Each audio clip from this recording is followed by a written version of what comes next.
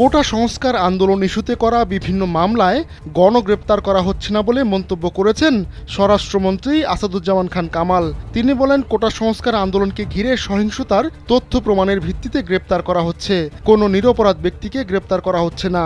গোয়েন্দা তথ্য, video footage, সাক্ষী সাবুত নিয়ে যাদের শনাক্ত করা যাচ্ছে তাদেরকেই গ্রেপ্তার করা হচ্ছে।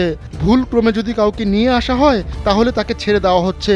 মঙ্গলবার এক ব্রিফিংয়ে আসাদুজ্জামান খান বলেন, এমন কোনো জেলা নেই যেখানে প্রতিবন্ধকতা সৃষ্টি করা হয়নি। অধিকাংশ জেলায় ধ্বংসযজ্ঞ চালানো হয়েছে। ধ্বংসের জায়গাগুলো সবাই দেখেছে। জাতীয় ও রাষ্ট্রীয় সম্পদ নষ্ট করা হয়েছে। এসব কর্মকাণ্ড রাষ্ট্রদ্রোহিতা। তাই তাদের বিরুদ্ধে যে ধরনের আইন অনুযায়ী ব্যবস্থা, সেই ব্যবস্থা অবশ্যই নেওয়া হবে। একমাত্র ওয়ালটন এসি দিচ্ছে 1 বছরের রিপ্লেসমেন্ট গ্যারান্টি এবং কম্প্রেসারের 10 বছরের গ্যারান্টি।